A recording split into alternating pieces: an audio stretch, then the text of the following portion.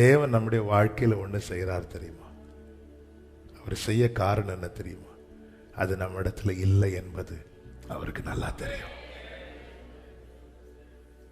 ஹல்லேலூயா. அதனாலதான் ஒரு நாள் நமக்கு கொடுக்கப்பட்டதை வைத்து பிறரோடு ஒப்பிடக்கூடாது. நமக்கு அது பெருசு.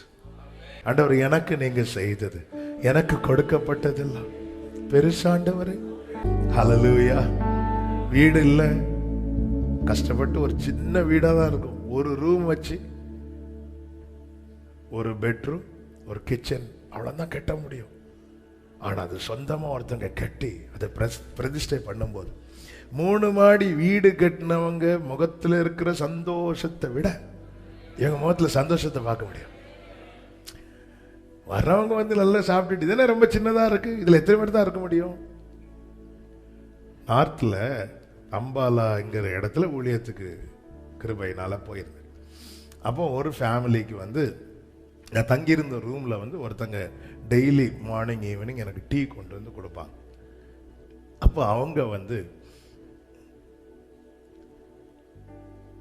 என்னை இன்வைட் பண்ண பாஸ்டர்கிட்ட சொல்லியிருந்தாங்க, அவங்கள ஒரு டைம் பிரேக்ஃபாஸ்ட் மார்னிங் டிஃபன் சாப்பிட எங்கள் வீட்டுக்கு வர சொல்லுவீங்களா அப்படின்னு சொல்லி ரிக்வெஸ்ட் பண்ணியிருந்தாங்க. பாஸ்டரும் தயங்கி மெதுவாக கேட்டார். நான் சொன்னேன், அந்த பர்சனா ஓகே, அவர் ரொம்ப அன்பாக எனக்கு டீ எல்லாம் கொண்டு கொடுக்குறாங்க, நான் கண்டிப்பாக வரேன் அப்படி சொல்லிட்டு அவர் சொன்ன, பாஸ்டர் அங்கே ஒழுங்காக அதெல்லாம் பரவாயில்ல, நீங்கள் என்னை கூட்டிகிட்டு போங்கன்னு சொல்லிட்டு என்னை ஒரு வீட்டுக்கு கூட்டிட்டு போனார். நான் இதுவரை அப்படி ஒரு சின்ன வீடை வந்து நான் இதுவரை பார்க்கவே இல்லை. அந்த வீட்டில் 4 பேர், ஹஸ்பண்ட் அண்ட் ஒய்ஃப், 2 பிள்ளைங்க. அந்த ரூமுக்குள்ளே ஒரே ஒரு கட்டில் மட்டும் போட முடியும். அந்த கட்டில் மேலே 2 பேர் படுத்திருக்கலாம், கட்டிலுக்கு கீழே 2 பேர் படுத்திருக்கலாம். 4 பேர் சேர்ந்து அந்த வீட்டில் உட்கார முடியாது. ஒரு ஆள் வந்து வெளியே தான் நிற்க முடியும். 4 பேர் வீட்டுக்குள்ளே இருக்கிறாங்க. நான் உள்ளே போகணுங்கிறதுக்காக 2 பேர் என்ன பண்ணுறாங்கன்னா வெளியே வந்து நிற்கிறாங்க. எனக்கு வந்து வலினா தாங்க முடியல. சிறப்பான கவனிப்பு எனக்கு. அவங்க நல்ல அன்பாக எடுத்து தந்தனால எல்லாமே எனக்கு ரொம்ப டேஸ்டாக இருந்துச்சு. அப்போ அப்படி விசாரிச்சுட்டு இருந்தேன், எதுக்கு கஷ்டப்பட்டு இப்படி ஒரு வீட்டில் இருக்கணும் அப்படி கேட்கும்போது அவங்க சொன்ன வார்த்தை, இது எங்கள் சொந்த வீடு பாஸ்டர். அவ்வளோதான். அது எனக்கு ஒரு பெரிய மெசேஜ்.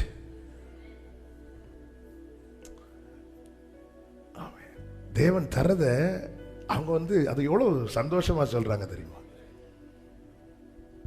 இந்த போதும் என்ற மனதுடன் கூடிய தேவ பக்தி மிகுந்தார். அவங்களுக்கு ஒரு சைக்கிள் இருக்கு, சைக்கிளை உள்ள வச்சா இவங்க 4 பேரும் வெளியே தான் நிற்க முடியும்.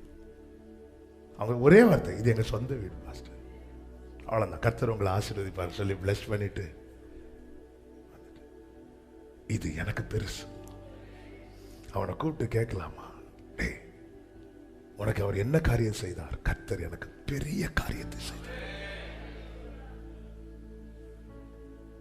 இன்னைக்கு நான் சாப்பிடுறேன்னா கர்த்தர் எனக்கு பெரிய காரியத்தை செய்தார். இன்னைக்கு நான் ஒரு வஸ்திரத்தை உடுக்கிறேன்னா கர்த்தர் எனக்கு பெரிய காரியத்தை செய்தார். இன்னைக்கு என் பிள்ளையை கொண்டு போய் நான் ஸ்கூல்ல விடுறேன்னா கர்த்தர் எனக்கு பெரிய காரியத்தை செய்கிறார்.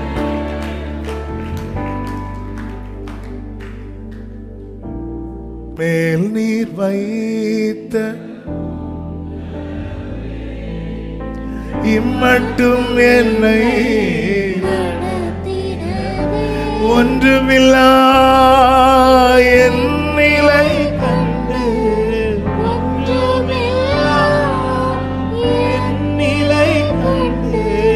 அசட்டை பண்ணாதவரே அன்பா தயவால் தயவால். ஆமென். பிரியமான கர்த்தருடைய பிள்ளைகளே, ஒரு காரியத்தை செய்ய உங்களுக்கு ஒரு திராணியை கொடுத்திருக்கிறார்னா அந்த காரியத்தை கர்த்தர் உங்களை கொண்டு செய்ய விரும்புகிறார் என்று அர்த்தம். ஒரு காரியத்தை செய்ய கர்த்தர் உங்களுக்கு ஒன்றும் கொடுக்கவில்லை என்றால் அந்த காரியத்தை அவர் உங்களுக்காய் செய்ய விரும்புகிறார் என்று அர்த்தம். மோசே சொல்லுகிற, நீர் என்னோடு பேசினதுக்கு முன்பாகிலும் பேசினதற்கு பின்பாகிலும் நான் வாக்கில் வல்லவன் அல்லன்னு சொல்லும் போது கர்த்தர் சொல்ல, நான் உன் வாயோடு இருந்து பேசுறேன். என்ன அதன் அர்த்தம்? மோசே, அந்த காரியத்தை நான் உனக்கு செய்ய விரும்புறேன் மோசே. ஆண்டவரே, இந்த பலவீனம் என்னை விட்டு நீங்கும்படி நான் 3 தடவை ஜெபம். பவுலே, நான் உனக்கு பலனா இருந்து செய்ய விரும்புறேன். நான் இவ்வளவு கேட்டும், நான் கேட்டு நிறைய காரியங்களை பெற்றுக் கொண்டிருக்கிறேன். ஆனால் இவ்வளவு கேட்டும் சில காரியங்களை அவர் எனக்கு தராத காரணம், அந்த இடத்துல அவர் எனக்காய் செய்ய விரும்புகிறார் என்று அர்த்தம். அவர் என்னை பலப்படுத்தி செய்கிறவர் மாத்திரமல்ல, எனக்கு பலனா இருந்து செய்கிறவர். என்னை பலப்படுத்தி செய்கிறதுனா என்ன அர்த்தம்னா, இதை நான் தூக்க விரும்புறேன், எனக்கு தூக்குறதுக்கான ஸ்ட்ரென்த் இல்ல, கர்த்தர் எனக்கு ஒரு பலத்தை தந்து என்னை தூக்க வைக்கிறார். இது என்னை பலப்படுத்தி செய்கிறது. எனக்கு பலனா இருந்து செய்யறதுன்னா என்ன அப்படின்னா, நீ தொட்டா போதுண்டா, மீதியை நான் பார்த்துக்கிறேங்கிறார். நீ இப்படி, நான் தூக்குறேங்கிறார். சில காரியங்களை செய்ய என்னை பலப்படுத்துகிறார், பல காரியங்களை செய்ய எனக்கு பலனா இருக்கிறார். இது எனக்கு பெரிய காரியம், இது எனக்கு புதிய காரியம், இது எனக்கு பெரிய காரியம். வலது கரத்தை உயர்த்தி சத்தமா சொல்லுங்க, கர்த்தர் எனக்கு புதிய காரியத்தை செய்ய போகிறார். கர்த்தர் எனக்கு பெரிய காரியத்தை செய்ய போகிறார். ஹல்லேலூயா. தாவீதுனுடைய மனைவி எல்லாம் இதை சொல்ல மாட்டான், ஏன்னா அவ பிறந்து வளர்ந்தது அரண்மனையில். ஆனா தாவீது சொல்லுவார், ஏன்னா அவருக்கு தெரியும், ஆட்டுக்கு பின்னாடி நடந்தவன், காட்டிலையும் குகையிலையும் வனாந்திரத்திலையும் மாறி மாறி தங்கி இருந்த, படுத்திருந்த எனக்கு கர்த்தர் ஒரு வீட்டை, அதுவும் நிலையான வீட்டை கர்த்தர் கட்டுவேங்கிறார். ஆமே, அது எனக்கு பெருசு. மீகாள் அரண்மனையில் படுத்து வளர்ந்தா, இந்த தாவீது அப்படி இல்லை, குகைகளில், வனாந்திரத்தில், காடுகள்ல. இப்படிப்பட்டவனுக்கு ஒருத்தர், நீ வீட்டை, உனக்கு ஒரு வீட்டை கட்டுவேன்னா அது பெருசு, அது பெருசு. ஹல்லேலூயா. கர்த்தர் எனக்கு பெரிய காரியம். இப்படி ஒரு செயலை தேவனால மட்டும்தான் செய்ய முடியும்.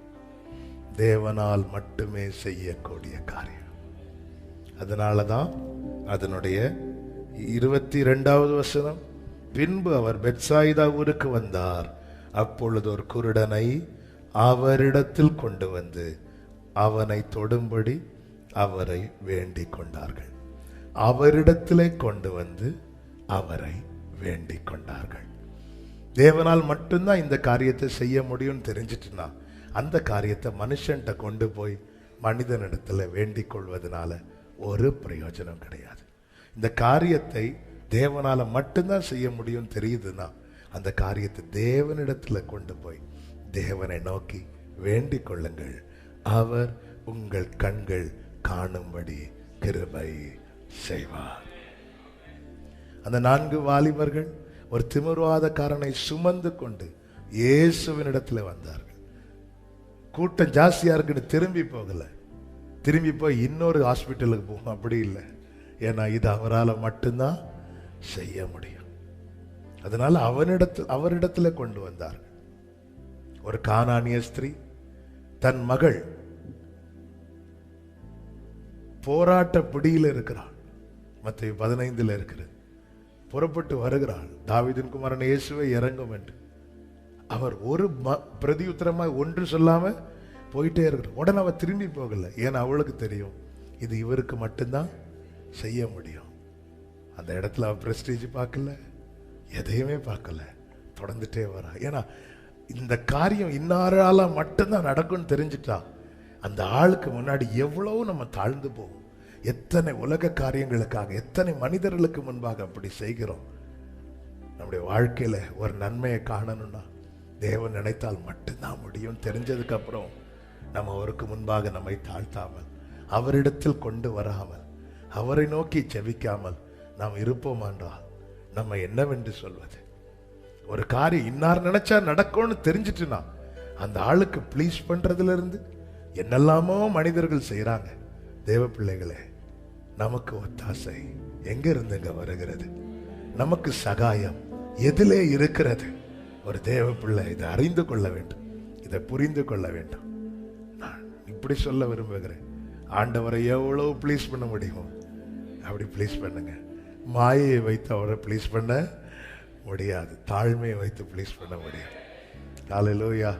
அவரிடத்துல கொண்டு வாங்க. ஆண்டவரே, இந்த பிரச்சனை இப்படி இருக்கு, இந்த காரியம் இப்படி இருக்கு, நீங்க நினைச்சா முடியும். ஆண்டவரே, நீங்க நினைச்சா முடியும். உங்களுக்குள்ள இருக்கிற விசுவாசத்தை உங்க ஜெபத்தில் அவரிடத்துல சொல்லுங்க. ஆமே, நீங்க நினைச்சீங்கன்னா நடக்கும்பா. அந்த எவையருடைய விசுவாசனை நீங்க வந்து என் பிள்ளைய தொட்டீங்கன்னா, 100க்கு அதிபதி விசுவாசனை நீங்க ஒரு வார்த்தையை சொன்னீங்கன்னா, எல்லா விசுவாசத்தையும் தேவன் கனப்படுத்துகிறார். கம்பேர் பண்ணி அவர் அடிக்கல. இங்க பாரு, நீ ஜபாலய தலைவனா இருந்து உனக்கு இவ்வளவுதான் விசுவாசமா? அந்த செஞ்சுரியனை பாரு, புறஜாதியான்.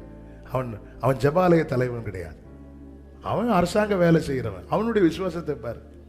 ஒரு வார்த்தை சொன்னா போதும்னு சொல்றான். நீ இப்படி ஒரு சர்ச்சில் லீடரா இருந்துட்டு நீ வந்து என்ன தொடணும்னு அது என்ன? அப்படி எதாவது கேட்டாரா? ஒண்ணுமே கேட்கல. அவர் ரெடி ஆகிறார், போறார். உங்களுக்குள்ள என்ன விசுவாசம் இருக்கு அதை சொல்லி ஆண்டவர்கிட்ட வேண்டிக் கொள்ளுங்கள். ஆமென். புதிய காரியத்தையும் பெரிய காரியத்தையும் கர்த்தர் உங்கள் வாழ்க்கையிலே செய்வாராக. ஆமென் சொல்லுங்க பார்க்கலாம்.